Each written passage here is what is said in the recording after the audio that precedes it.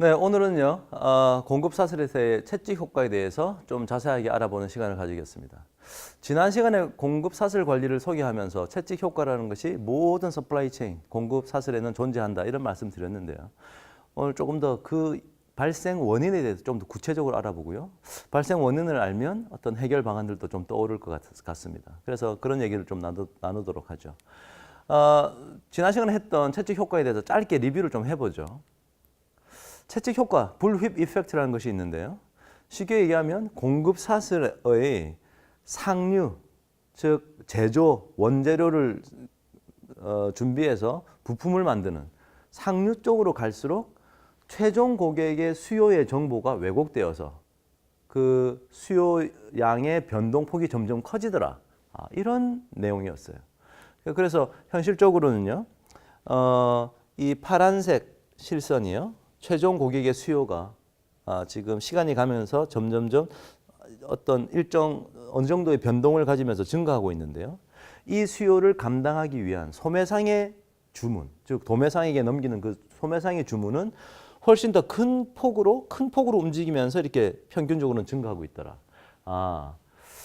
최종 고객의 수요의 변동폭이 지금 첫 단계에서 좀 더 커졌죠. 자, 이러한 소매상의 주문을 감당하기 위한 도매상의 또 주문은 더 커지겠죠. 자, 이런 것이었습니다. 그래서 좀 더 쉽게 얘기하면 고객 측에서의 수요의 변동폭이 제조 쪽, 공급사 쪽으로 갈수록 점점 더 커진다. 이것이 마치 채찍의 움직임과 같다. 그런 내용이었습니다. 자, 이렇게 채찍 효과라는 것이 서플라이 체인에 존재하게 됨으로 인해서 우리는 아주 부정적인 결과들을 맞이하게 되는데요. 다음과 같은 어떤 파급 효과들을 예상할 수 있습니다. 먼저 첫 번째, 고객의 비효율적인 생산과 과다한 재고 현상을 발견하게 된다. 수요의 변동폭이 크면요. 예를 들어서 어느 날 갑자기 막 커졌어요. 그러면 이렇게 큰 수요를 감당하려면 우리가 생산 시설을 좀 더 많이 갖추어야 되고 뭐 기계 장비나 도구들도 좀 더 많이 지금 뭐 준비를 해 놓겠죠. 그렇게 된 준비를 했는데 또 갑작스럽게 수요의 변동에 의해서 뚝 떨어져요, 수요가. 자, 그러면 적절하게 그 모든 장비들이나 기계 장치들을 다 사용할 수 없겠죠. 자, 그래서 비효율적인 생산, 다른 말로 하면 낮은 장비 활용률을 우리가 그런 결과를 초래하게 됩니다. 또 그러다가 어떨 때는 또 너무 많이 만들어 가지고요. 재고가 너무 과다하게 돼서 추가적인 재고 관리 비용을 우리가 부담해야 되는 거죠. 또 어떨 때는 너무 수요가 많은데요. 재고가 부족해서 고객에게 제때 수량을 전달하지 못하는, 그래서 낮은 고객 서비스를 초래하게 됩니다. 갑작스러운 또 수요의 증가 때문에 급하게 막 이제 제품들을 만들어내겠죠. 그러다 보면 좀 뒤늦게 배송을 하고 이런 일도 생기는데, 예를 들어서 그냥 배로 실어 날아도 되는 것을 또 속도를 높이기 위해서 트럭으로 해야 되고, 트럭으로 해도 되는 것을 속도를 높이기 위해서 비행기로 실어 나르고, 즉 추가적인 어떤 고가의 운송 비용을 또 초래하게 되겠죠. 수요 변동폭이 크다 보면 실질적인 그 평균적인 수요보다 훨씬 더 큰 수요를 감당하기 위한 생산 규모를 준비하게 되니까 이런 것들이 다 추가적인 비용으로 발생하게 됩니다. 이처럼 채찍 효과라는 것은 우리 공급 사슬에 악영향을 끼치는 일종의 병폐라고 할 수 있겠죠. 자, 그러면 이것이 왜 이렇게 발생하느냐? 일종의 정보의 왜곡 현상인데요.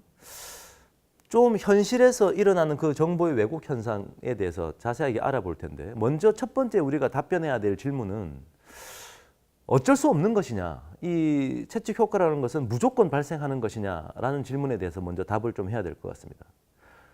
정답은요, 아닙니다. 채찍 효과는 아주 이상적인 상황에서는요, 발생하지 않을 수 있어요. 자, 그 이상적인 상황이라는 것은 모든 소매상이 완벽한 푸울 방식, 자, 푸울 방식이라는 건요, 푸시 방식에 대응되는 어떤 개념인데, 푸시 방식이라는 것은 먼저 제조단에서 물건을 만들어서 수요 쪽으로 밀어내는 거예요. 푸시. 반면에 푸울 방식은요, 수요 쪽에서 필요하다는 정보를 인지한 다음에 수요 쪽에서 잡아당겨서 푸울하여서 제품을 공급하는 거죠. 자, 만약에 이런 식으로 모든 서플라이 체인에 있는 그 모든 플레이어들이 활동을 한다면 사실상은 채찍 효과는 피할 수 있습니다. 그런데 현실적으로 그렇지 못해요.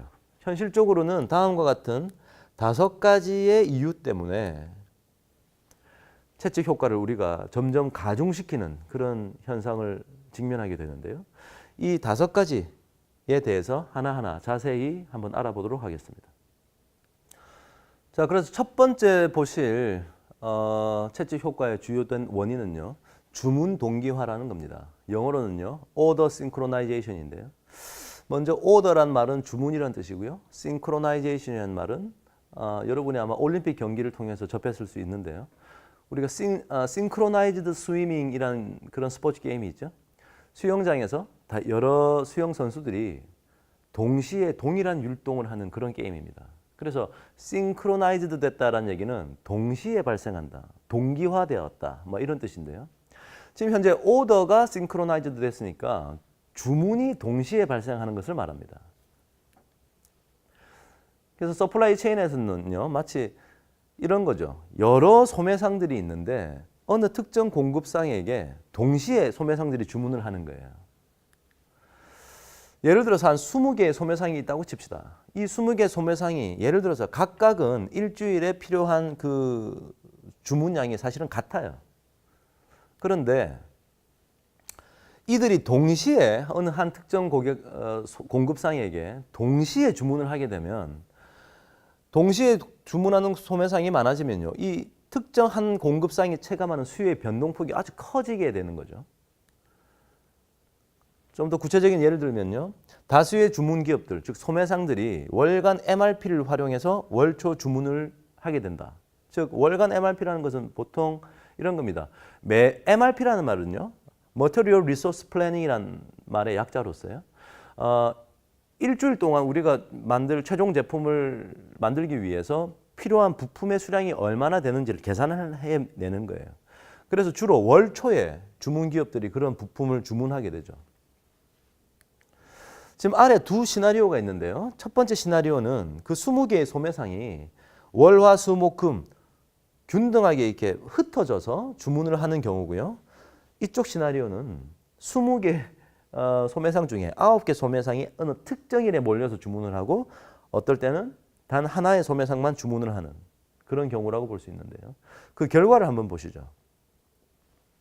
첫 번째 시나리오에서 이렇게 흩어져 있는 경우는요, 파란색 실선으로 나타난 것이 최종 고객의 주문량이에요. 그럼 그 최종 고객의 주문량을 감당하기 위해서 즉 고객의 주문량이라는 것은 소매상이 느끼는 수요죠.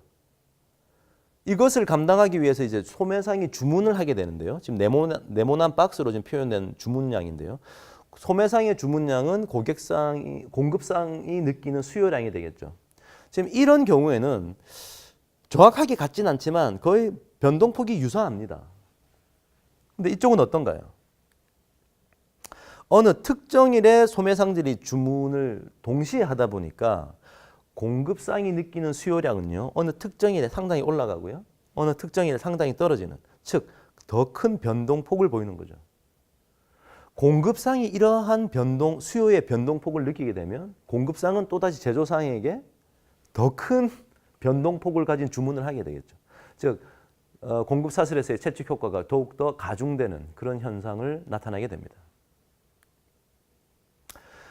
두 번째 원인은요, 배치 주문이라고 할 수 있는데요.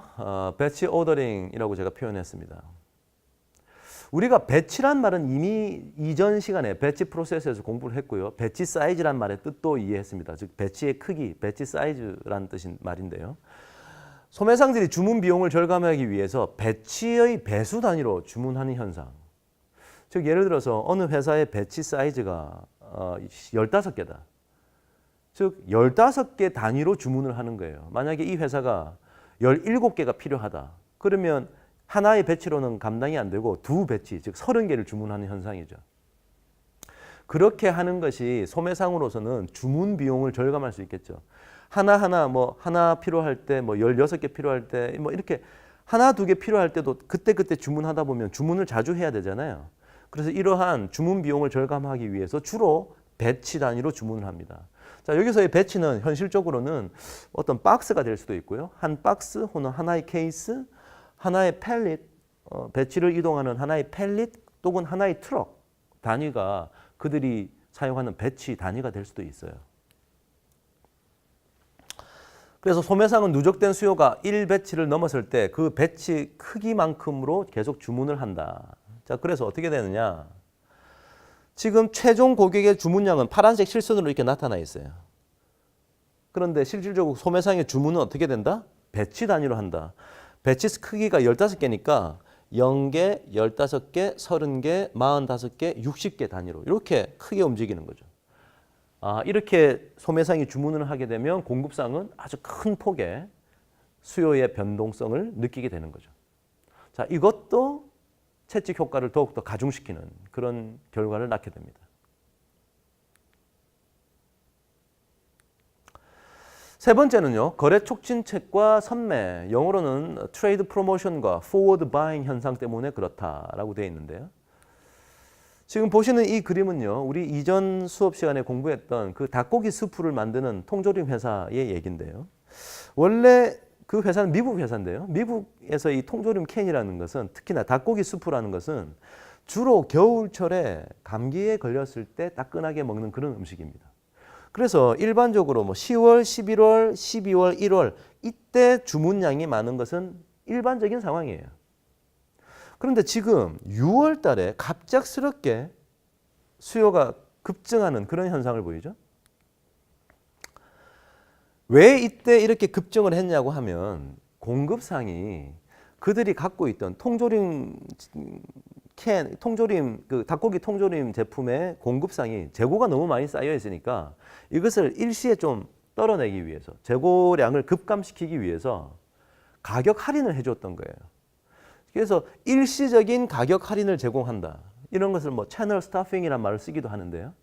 일종의 트레이드 프로모션이죠. 거래 촉진책을 공급상이 썼던 겁니다. 그러니까 수요상들은 어떻게 된다?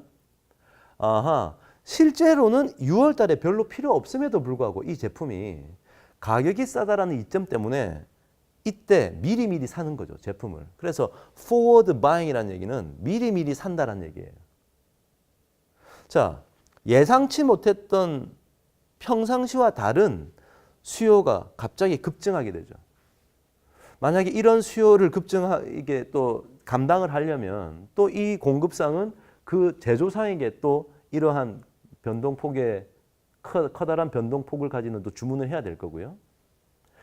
이런 거래 촉진책으로 인해서 소매상이 앞서 보셨던 주문 동기화와 배치 주문을 또다시 발생시키게 되는 거죠. 자, 그래서 공급상이 취하는 저런 거래 촉진책과 소매상의 선매 현상이 서플라이 체인 전체로 보면 채찍 효과를 보다 더 가중시키는 또 다른 이유가 됩니다.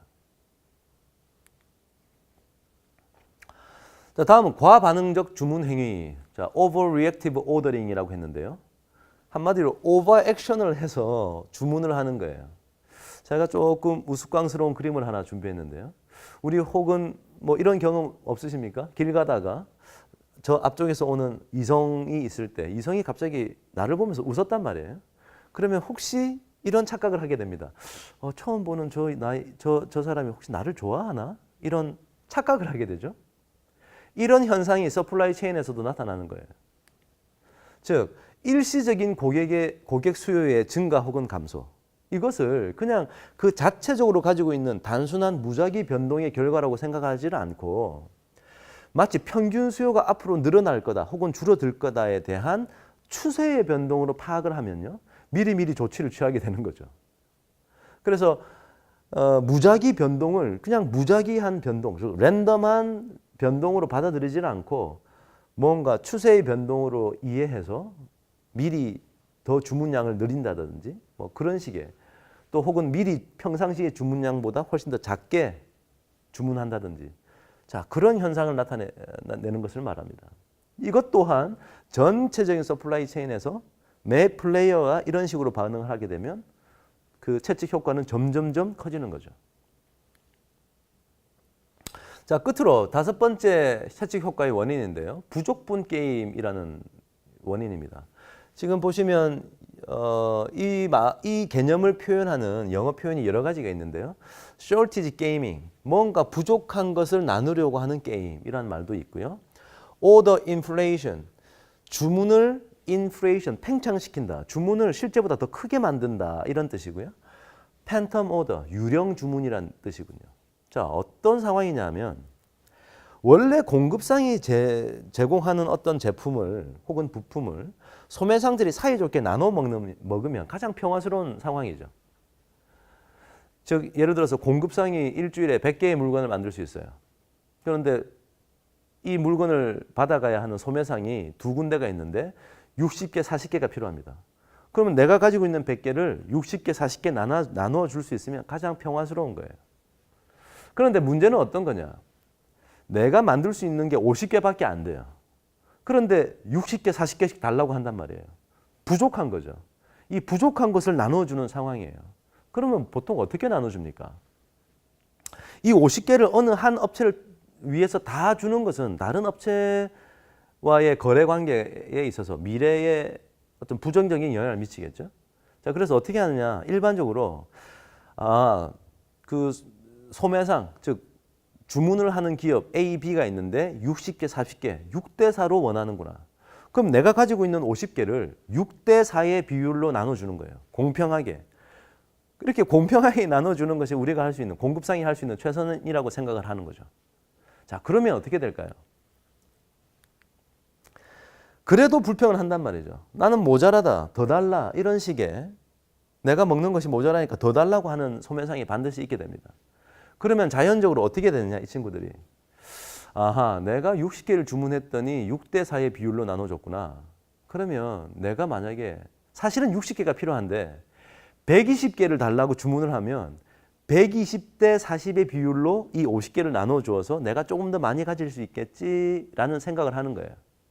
자, 그래서 공급상의 공급 능력이 제한적이어서 소매상의 주문량 비율에 따라 공급상의 총 공급량을 할당해서 배분할 때 소매상은요, 실제로 그들이 필요한 실제 수요량보다 훨씬 더 많은 주문을 내리게 되는 거죠. 즉 부족분의 어떤 부족한 공급의 상황에서 일종의 게임을 하는 거죠. 그래서 구체적인 행동은 주문의 양을 팽창시키는 거예요. 실질적으로는 60개가 필요했는데 120개를 달라고 하는 거예요. 그래서 120개 주문했는데 만약에 공급상이 그래 나 120개 줄 수 있어 라고 120개를 준다 그러면 또 어떻게 하느냐. 사실은 자기들은 필요 없거든요. 아 미안해 주문 취소할게. 주문이 사라져버리는 거예요. 유령 주문의 형태가 되어버리는 거죠. 자, 실제 수요보다 더 팽창된 수요가 발생했다고 공급상은 느끼게 되는 겁니다. 즉 평상시보다 수요가 더 많아지는 거예요. 그래서 실제 사실과 다른 정보를 이제 가지게 되니까 이러한 것도 또한 채찍 효과를 보다 더 가중시키는 결과를 가져오는 거죠.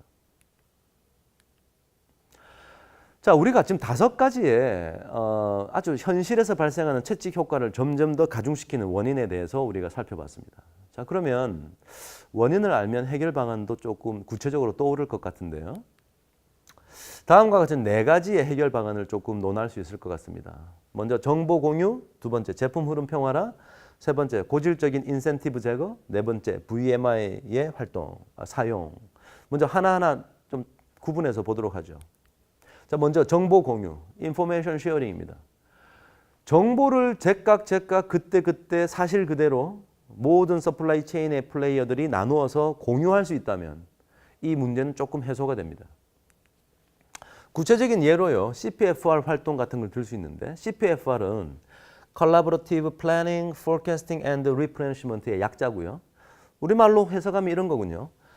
협력적으로 같이 계획을 하고 수요 예측을 하고 그리고 물건을 공급하는 이 활동을 우리 두 회사가 다른 회사지만 마치 한 회사처럼 함께 조정하고 협력하자 이런 뜻입니다. 그래서 정의를 보면요. 공급 사슬을 이루는 여러 기업들, 구성원들이 함께 같은 정보를 사용하여 수요를 예측하고 생산을 계획하며 재고를 보충해 나가면서 채찍 효과나 또한 예기치 못한 이벤트들을 줄여나가는 것. 자, 이런 개념이고요. 저것을 구체화시키기 위해서 뭐 예를 들면 이것은 국내의 S라고 하는 S사로 가는 전자기업과요. 미국의 B사로 가는 커다란 미국 전역의 전자제품을 분배하는 그런 분배업체와의 CPFR 그 협력 모델을 보여주는 건데요. 뭐 지금 뭐 구체적인 디테일한 내용을 본다기보다 그냥 간단하게 말씀드리면 두 다른 회사가 공급사와 주문 회사였던 두 다른 회사가 함께 계획을 한다. 조인트 비즈니스 플랜을 짜는 거예요. 그리고 포캐스팅을 각자 합니다. 주문 회사는 주문 회사대로 고객의 수요를 예측하고 공급사는 공급사대로 주문의 고객의 수요를 예측해요. 그래서 함께 비교해서 차이점이 있으면 서로 상의합니다. 그래서 단 하나의 수요 예측 값을 합의해서 만드는 거예요. 그런 다음에 이제 보충의 활동을 하는데요. 먼저 주문 회사가 나 이 정도 나는 앞으로 내가 이 정도 주문을 할 것 같아라고 해서 예상되는 주문의 양을 탁 던집니다. 그러면 이쪽 공급사에서 그 정도의 예상 주문은 내가 향후에 감당할 수 있을 것 같아라고 하는 정보를 또 넘기는 거죠. 그것을 받고 나서 저 주문 회사가 주문 기업이 그래 그러면 난 이 정도 주문할게. 그러면 나 그 정도 주문을 받고 너에게 공급할 수 있어라고 서로 협력적으로 마치 한 회사처럼 이렇게 정보 교환을 하는 거예요. 그래서 결과적으로는요, 이 두 다른 기업 간에 서로 막 어떤 게임을 하는 것이 아니라 서로 뭐 누가 서로를 이기기 위해서 게임을 하는 것이 아니라 협력적으로 해서 지금 제가 좀 흐리게 나와 있는 화면을 가지고 왔는데 사실은 이게 그 기업의 좀 비밀스러운 정보여서요. 좀 가렸습니다. 그래서 CPFR이라고 하는 이 개념을 통해서 일종의 정보를 교류하는 그런 IT 시스템을 구축하는 그런 결과로 나타나게 되는 거죠. 그래서 두 개의 다른 회사가 정보를 공유하는 한 좋은 예가 되겠습니다. CPFR뿐만 아니라 Vendor Managed Inventory (VMI라고 해서 이것은 우리 회사의 재고를 vendor 즉 그 공급사가 우리 이 주문 회사의 재고를 대신 관리해 주는 거예요. 우리가 관리하고 그 정보를 넘기고 그 친구가 다시 우리에게 납품 계획을 짜고 하는 것이 아니라 우리 재고를 그 친구가 와서 납품 회사가 와서 관리를 해 주는 거죠. 즉 정보를 공유하는 그런 개념이 되겠습니다. 그다음에 Co-Managed Inventory (CMI라는 것도 있는데요. 완전히 그 공급사에게 그 재고 관리 업무를 넘기는 것이 아니라 두 회사가 같이 함께 매니지한다. 이런 개념이 있다 정도 아시면 되겠고요. 자, 채찍 효과 해결 방안 또 두 번째 또 다른 예는요. 제품 흐름의 평화를 한번 추구해봐라 이런 얘기인데요. Smoothing the flow of products. 자, 이 얘기는 아까 다수의 소매상들이 공급상에게 동시에 주문하는 그런 주문 동기화의 현상이 있었죠. 자, 그래서 이 얘기는 미리미리 소매상과 공급상이 협조해서 언제 주문할지, 즉 주문의 주기를 계획을 함께 하는 거예요. 그래서 공급상 입장에서는 소매상들이 한꺼번에 주문하지 않도록 골고루 시기별로 나누어져서 주문을 할 수 있도록 그렇게 세팅을 하는 거죠. 그 다음에 되도록이면 배치의 크기를 줄일 수 있도록 노력하는 것도. 그러니까 공급상이 소매상과 이렇게 얘기를 하는 거예요. 배치 사이즈를 조금 더 줄이면 우리가 훨씬 더 원활하게 당신에게 제품을 공급할 수 있을 것 같다. 자, 그런 것들을 위해서 뭐 전자정보 교환 기술 등을 이용해서요. 하나, 두 개, 예를 들어서 뭐 아주 소량의 주문이 필요할 때 그때 그런 정보를 빨리 받아들여서 제품을 제공해주는 뭐 혹은 제3자 물류업체를 이용해서 제3자 물류업체를 이용하면요. 주문업체가 주문 비용에 대한 고민이 좀 줄어들겠죠. 이게 무슨 얘기냐면 주문업체가 여러 개 있는데 주문업체가 자기가 소량의 제품이 필요하다. 그럼 소량의 제품을 받아가려고 트럭이 한 대 움직여야 되는 거예요. 그럼 트럭 한 대 움직이는 거는 마찬가지인데 실어 나르는 물건이 조금밖에 안 되니까 주문 비용이 상대적으로 좀 더 많이 책정되겠죠. 이것을 피하기 위해서 제3자 물류업체를 이용하면 물류 전문 업체예요. 그 업체가 돌아다니면서 여러 우리 공급상에서 물건을 받아서 돌아다니면서 이렇게 나눠주는 거죠. 즉 트럭 한 대로 여러 소매상, 여러 주문 기업에게 물건이 배송이 되는 겁니다. 자, 그런 노력들이 이런 제품의 흐름을 조금 평화화시키는 결과를 가지고 오는 거죠. 또 다른 어떤 해결 방안으로요. 고질적 인센티브 제거라고 되어 있는데 아까 우리 닭고기 수프 예를 들 때요. 갑자기 거래 촉진책을 한다고 가격 할인을 해줬더니 미리미리 선매 현상이 일어났었잖아요. 미리미리 물건을 구매하는. 그래서 그 수요의 정보가 또 큰 변동을 일으킨 현상이었는데요. 차라리 일정한 도매 가격을 싸게 갑자기 가격 할인해 주는 그런 일을 하지 말고 미리미리 그냥 중간 정도 어느 정도 되는 도매 가격으로 싸게 일정한 가격으로 물건을 공급해라. 뭐 지금 그런 얘기입니다. 그러면 인센티브는 뭐 좋은 거지만 사실은 아주 고질적인 인센티브였죠. 그 인센티브 때문에 채찍 효과가 가중되었으니까. 그래서 그런 고질적인 인센티브를 제거하는 노력을 해라 이런 얘기입니다. 그 다음에 부족분 게임 같은 경우에는 갑자기 팬텀 오더, 유령 주문의 모습으로 일반적인 주문이 막 변화되었죠. 주문의 양을 증폭시켰으니까요. 자, 그래서 애초에 반품이나 주문 취소를 아예 막아 놓는 거예요. 페널티를 물린다든지. 그런 식으로 하면 아마 이 유령 주문이 조금 많이 제거되겠죠. 그 다음에 실질적으로 자동차 업계에서 쓰는 방법 중에 하나인데요. 자동차 업계가 자동차를 만들면 각국에 있는 그 판매 법인에서, 즉 딜러들이죠. 딜러들이 서로 그 자동차를 먼저 획득하려고 해요. 가지고 있다가 팔려고. 그래서 실질적으로 자기가 팔 수 있는 것보다 더 많은 양을 가지고 있으려고 합니다. 자, 이때 즉 부족분 게임이 발생한 거죠. 그래서 이때 자동차 업계에서는 턴 앤 언 제도, 그래서 우리나라 말로 하면 실적 할당 제도라고 해석할 수 있는데요. 각국에 있는 딜러들이 물건을 달라고 하는 대로 그만큼 수량을 주는 것이 아니라 예년에 당신이 얼마만큼 실제로 자동차를 팔았느냐 그 실적에 맞게끔 이 자동차를 할당을 해주는 거예요. 자, 이런 것도 부족분 게임에서 일어나는 그 오더 인플레이션, 주문을 막 증폭시켜서 발생하는 채찍 효과의 증폭을 좀 줄일 수 있는 그런 방법이 되겠죠. 자, VMI 아까 벤더 매니지드 인벤토리 아까 살짝 말씀드렸는데요. 소매상의 재고 관리를 공급상이 직접 수행하는 이런 형태였고요. 자동 보충 시스템이나 소매상의 정보를 포인트 오브 세일즈의 형태로 그러니까 소매상에서 발생했던 그런 수요를 포인트 오브 세일즈, PO 포스 데이터라고 하죠. 실시간으로 바로바로 서플라이 체인의 공급자들에게 바로바로 나누어주는 거예요. 즉 정보의 공유가 되면서 그 정보 전달의 속도가 확 줄는 거죠. 그래서 미리미리 대처할 수 있도록.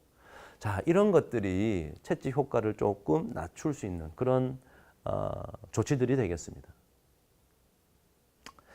자, 방금 이때까지 우리가 공부한 내용은요. 채찍 효과가 무엇이고 채찍 효과는 이상적인 상황에서는 막을 수 있고 그럼에도 불구하고 현실적으로 채찍 효과가 일어난다. 그 일어나는 데는 구체적으로 한 5가지 정도의 구체적인 원인이 있었다. 그것들을 이해하고 나니까 방금 바로 직전 슬라이드에서 보셨던 그러한 대처들이 조금 가능할 것 같다. 뭐 이렇게 얘기를 드렸습니다. 다음 얘기는요. 그런데 거기서 조금 더 나아가서 지금 대부분의 내용들이 서플라이 체인 상에 존재하고 있는 여러 플레이어들이 서로의 정보를 서로 공유하고 정보를 공유하기 위해서 서로 조정하고 협력하는 그런 내용이었어요. 그래서 조정과 협력이 정말 왜 필요한가에 대한 근본적인 질문을 한 번 더 되짚고 넘어갔으면 합니다. 조정과 협력은 서플라이 체인에서 왜 필요한 걸까요? 자, 사실은요. 채찍 효과라는 것이 채찍 효과라는 것이 그 서플라이 체인의 상류로 갈수록 수요가 점점 왜곡되는 현상이었죠. 자, 이런 것을 막기 위해서는요. 기업 내부에서 먼저 좀 할 일이 있어요. 즉 하나의 기업 내부에 마케팅 부서도 있고요. 인사 부서도 있고요. 재무, 회계 부서도 있을 거고요. 그 다음에 생산 운영, 오퍼레이션즈를 담당하는 생산을 담당하는 부서가 있을 거예요. 한 회사 내부에 다양한 부서가 있는데 이들이 서로 유기적으로 이렇게 협력하지 않으면 내부에서 정보의 개입이 발생하겠죠. 자, 그래서 일단 기업 내부에서 협력을 해야 되고요. 그런데 서플라이 체인은 우리의 공급사와 우리의 또 고객사가 또 그 안에서 뭔가 협력을 이뤄나야 하는 각각의 기업들이, 그리고 그 기업 간에 뭔가 정보 공유가 잘 되어야 하는, 그리고 협력해야 하는 이런 상황이죠. 근데 얘기가 여기서 끝나는 게 아니라요. 이 고객사는 또 그들의 고객사가 있습니다. 이 공급사는 그들의 공급사가 있습니다. 서로 계속 연결을 해야 되는 거예요. 즉 그러니까 코디네이션, 조정과 콜라보레이션, 협력의 개념이 반드시 필요하게 되는 거죠.